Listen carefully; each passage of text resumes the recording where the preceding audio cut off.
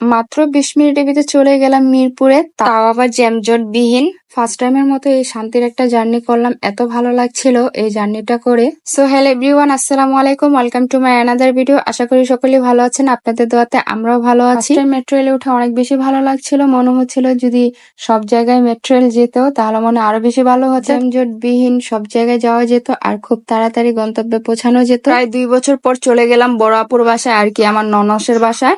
তো বড় আপু অনেকদিন ধরে বলছিল যে তাদের বাসায় যেতে, কিন্তু সময় হয়ে উঠছিল না। সবচেয়ে বড় কথা হচ্ছে আপুরা থাকে মিরপুর এলাকায়, তো মিরপুরে যেতে তো অনেক বেশি ভোগান্তি পড়তে হয়, কারণ রাস্তাঘাট অনেক বেশি জ্যাম থাকে। এটা সবাই ভালো করে জানেন যে মিরপুর এলাকায় যেতে অনেক জ্যামে পড়তে হয়। গরমের ভিতরে জ্যাম জটে পড়ে থাকতে ভালো লাগে না, এই জ্যাম জটের কারণে আর কি যাওয়া হতো না আপুর বাসায়। তো আপু যখনই ফোন দেয় তখনই বলে যে আমরা শুধু তোমাদের বাসায় যাই, তোমরা কেন আসো না আমাদের বাসায়, তোমরাও তো আসতে পারো। এদিকে আমার জামাই আবার বললো যে চলো, অনেকদিন ধরে যেহেতু যাওয়া হয় না তাহলে তোমাদেরকে নিয়ে যাই, চলো। তাও আবার তোমাদের মেট্রো রেল দিয়ে নিয়ে যাবো। তো মেট্রো রেলের কথা শুনে আমি তো খুশি হয়ে গেছিলাম, যেহেতু ফার্স্ট টাইম উঠবো তাই আর কি। তো তাড়াতাড়ি করে রেডি হয়ে বেরিয়ে পড়লাম। বাসা থেকে বের হতে হতে প্রায় 2টা বেজে গিয়েছিল, আর ওই সময় আপুকে ফোন দিয়ে বলে দিলাম যে আমরা আসতেছি। আপু তো অনেক বেশি খুশি হয়ে গেছে এই কথা শুনে আমরা আসতেছি। তারপর রিক্সা নিয়ে চলে আসলাম ঢাকা বিশ্ববিদ্যালয়ের স্টেশনটাতে। তো এখান থেকে তো আমরা টিকিট কেটে নিলাম, আর প্রথমে ভাবছিলাম যে আমাদের 3 জনের 3টা টিকিট কাটলেই হবে। পরে যেয়ে দেখলাম যে আমার ভাইয়েরও টিকিট কাটতে হবে। তারপর 4টা টিকিট কেটে চলে গেলাম উপরে। তো এখানে আমরা আবার ওয়েট করছিলাম আমাদের মেট্রো রেলের জন্য, আর অনেক বেশি এক্সাইটেড ছিলাম ওঠার জন্য। আগে তো মোবাইলে দেখতাম যে বাইরের দেশগুলোতে খুব তাড়াতাড়ি মেট্রো রেল দেওয়া চলে যায়, এখন আমরা এই সুবিধাটা পাচ্ছি, খুব তাড়াতাড়ি আমরা চলে যেতে পারছি আমাদের গন্তব্যস্থানগুলোতে। মেট্রো রেলের একটা জিনিস খুবই ভালো লেগেছে, মেয়েদের সেফটির জন্য মেয়েদের জন্য আলাদা একটা বগি করেছে যেখানে শুধু মেয়েরাই উঠে। আর সেদিন মেট্রো রেলটা অনেক বেশি ভিড় ছিল, তাই আর কি কোনো জায়গায় ছিল না বসার মতো। তো এখানে দাঁড়ায় দাঁড়ায় আমরা যাচ্ছিলাম। আর এই তো আমরা চলেও আসছি মিরপুর 11-তে। মিরপুর 10 থেকে 11-তে যেতে মাত্র 1 মিনিট সময় লেগেছে। ঢাকা বিশ্ববিদ্যালয় মেট্রো রেল স্টেশন থেকে মিরপুর 11-তে আসতে মাত্র 18 মিনিট লেগেছে, যেখানে লাগতো 1 থেকে 1.5 ঘন্টা। তার আবার জ্যামের ভিতরে পড়ে থাকতো, তার এদিকে মাত্র 18 মিনিটে আরামসে এসির নিচে বসে বসে আমরা চলে আসলাম। আর এই তো মেট্রো রেল থেকে নেমে আপুর বাসা যাওয়ার জন্য রিক্সা নিয়ে নিলাম, আর মাঝপথে দেখি যে বৃষ্টি শুরু হয়ে গেছে। 2 বছর পর আপুর বাসা যে রাস্তায় ভুলে গেছে আমার জামাই যে কোন বাসা তাদের।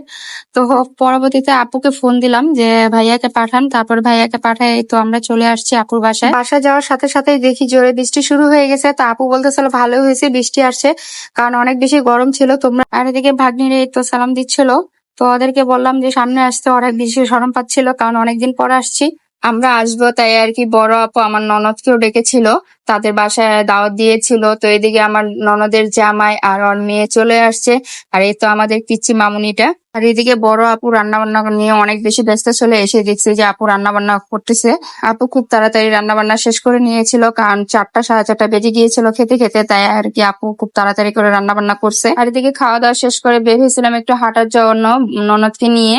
তো ননদ বললো যে চলেন আমাদের বাসায় একটু ঘুরে আসবেন। তারপর ওদের বাসায় কিছুক্ষণ বসলাম, আর এদিকে আমার জামাই তার ভাগ্নিকে নিয়ে খেলা শুরু করে দিছে, কারণ সে তো বাচ্চা পাগল, আর বাচ্চারাও তার পাগল, কারণ একবার যে বাচ্চা তার কোলে উঠবে সে আর দ্বিতীয়বার আর নামতে চায় না। ননদের বাসা থেকে ঘুরে আবার চলে গেলাম বড়াপুর বাসা, আর বড়াপুর বাসা যেয়ে দেখলাম যে বড়াপু দই রেখে দিয়েছে আমাদের জন্য। তারপর দই খেয়ে আবার দুলাভাই আমাদের জন্য ফুচকা নিয়ে আসলো, আর এই তো ফুচকা খেয়ে নিলাম। তারপর আবার আইসক্রিম দিয়ে দিল, আইসক্রিম খাওয়া শুরু করে দিলাম। আর এদিকে আমাদের পিচ্ছি মামুনিটা তরমুজ খাওয়ার জন্য পাগল হয়ে গেছে, তো ও তো খেতে পারে না, তো ওই তরমুজ নিয়ে ওই দুষ্টামি করতেছিল, আর সবাই সেটা দেখে হাসতেছিল। আর এদিকে আপুরা বলতেছিল ওর মামা তরমুজ আনছে, তাই ও টেস্ট করে দেখতেছে কিরকম হয়েছে তরমুজটা। হঠাৎ মনে পড়ে গেল যে মিরপুর 10-এ তো হোপ মার্কেট, তো এখান থেকে একটু ঘুরে যাওয়া যাক, যেহেতু অনেকদিন পর আসতো, আমাদের তো মিরপুর যাওয়া হয় না এরকম। তাই ভাবলাম যে এখন যেহেতু আসছি আপুর বাসায়, তাহলে এখান থেকে যাওয়ার সময় একটু হোপ মার্কেট থেকে ঘুরে যাব। তারপরে তো আপুর বাসা থেকে খাওয়া দাওয়া শেষ করে সবার কাছ থেকে বিদায় নিয়ে চলে আসলাম মিরপুর হোপ মার্কেটে। এই হোপ মার্কেটে নাকি সবকিছু সস্তা পাওয়া যায়, তাই এই লোভে চলে আসছে আমিও, যে দেখি কি সস্তায় দেয় তারা।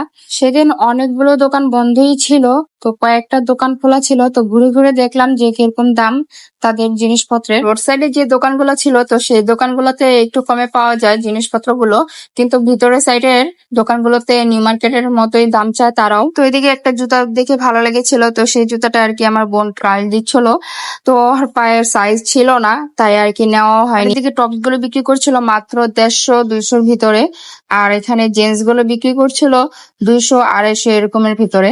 আর এদিকে একটা পর্দা দেখে আমার কাছে বেশ ভালোই লেগেছিল, তো পর্দাটা একটু খুলে দেখলাম।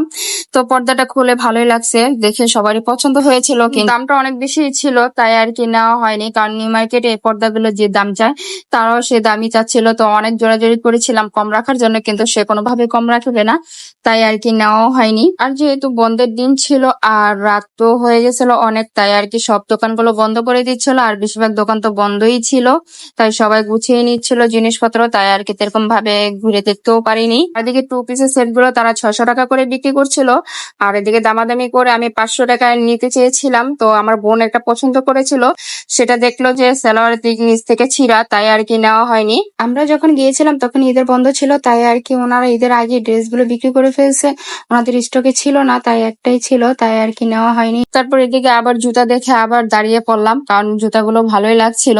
তো আমি যেটা পছন্দ করছিলাম সেটা আমার পায়ে হচ্ছিল না, ও যেটা পছন্দ করছিল ওর পায়ে সাইজ ছিল না, কি একটা অবস্থা ছিল। তো আর কি করার, মন খারাপ করে চলে আসলাম সেখান থেকেও, কারণ 150 টাকা করে ছিল জুতাগুলো, অনেক বেশি সুন্দর ছিল জুতাগুলো। আর এদিকে তো গেঞ্জিগুলো দেখে আমার বোন নেওয়া শুরু করে দিয়েছে, মাত্র 60 টাকা করে ছিল গেঞ্জিগুলো, তো আমি এখান থেকে দামাদামি করে 50 টাকা করে নিয়েছিলাম। কেনাকাটা শেষ করে বাসার উদ্দেশ্যে রওনা হলাম, আর কি করার আছে, মেট্রো তো বন্ধ হয়ে গেছে, অনেক রাত হয়ে গিয়েছিল, তাই আর কি বাস দিয়ে আসতে হয়েছে। আর সেদিন রাস্তাও খালি ছিল, তাই আর কি বাস দিয়ে খুব তাড়াতাড়ি চলে আসতে পারছি বাসায়। আজকের মতো এদিকে শেষ করছি, দেখা হবে নতুন ভিডিওতে। ভিডিওটি ভালো লাগলে অবশ্যই লাইক কমেন্ট শেয়ার করে দিবেন। সকলেই ভালো থাকবেন, আল্লাহ হাফেজ, বাই বাই।